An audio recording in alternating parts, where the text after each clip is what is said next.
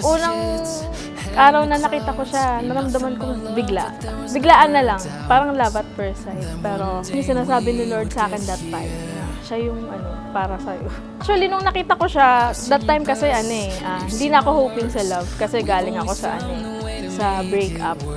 And hindi na ako open sa relationship pa. Ayun. I'm looking back at all that we've been through. Always true to me, and I was true to you. Oh, and look at us now. I love you more than I did then. Look at us now. We're the strongest we've ever been. All the times we stood on shaky ground, I just knew we'd make it out somehow.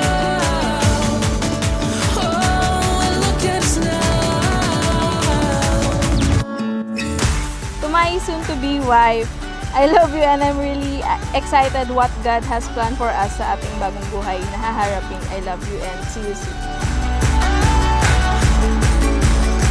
First impression ko sa kanya is mabait and kasi nakalala ko siya, nakita ko sa kanya yung mahilig siyang mag-support sa mga kaibigan niya, ganyan. Sa maliit na bagay or malaki man. And ayun siya, always willing to help.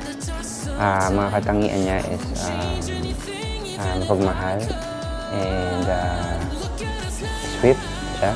And then mapagmahal rin sa pamilya. Pinaka-nagustuhan ko sa kanya is yung mabilis siyang lapitan.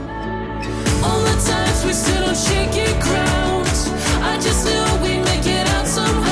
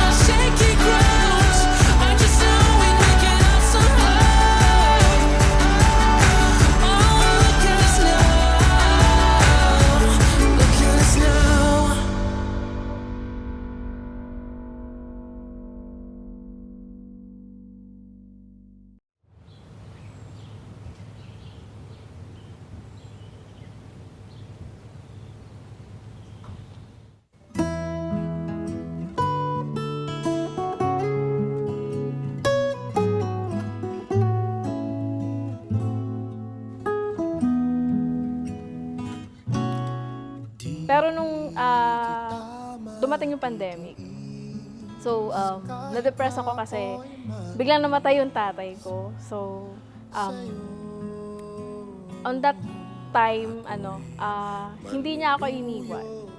Pero dahil depressed ako and hindi ako aware na nahihirapan akong tanggapin yung pagkawala ng tatay ko. Hindi ko na siya napansin. So parang may time na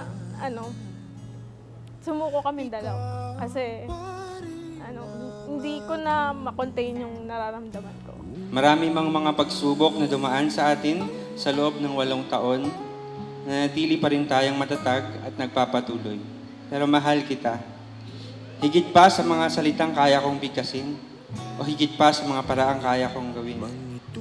Salamat at nagtiwala at nanatili ka. Mahal pa rin kita. Babalik sa'yo dahil Mas minahal kita dahil nakita ko kung paano mo pahalagahan ang bawat miyembro ng pamilya mo, paano ka maging gentleman sa mga babae, kung paano mo ako ingatan at pahalagahan din ang mahahalagang tao sa buhay ko. ikaw ang aking kalungan. Ako naman ang iyong sandalan.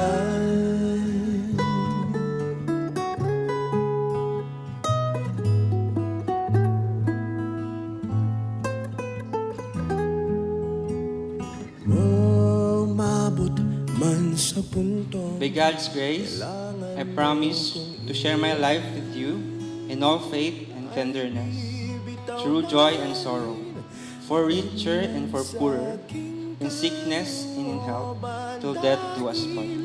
Ika'y aking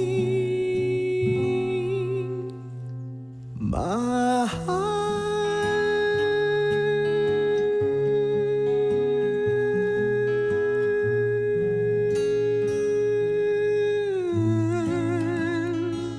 At kung may susunod mang buhay para sa atin, Pag-ibig ko, ikaw ang aking hilong, ang aking payapa.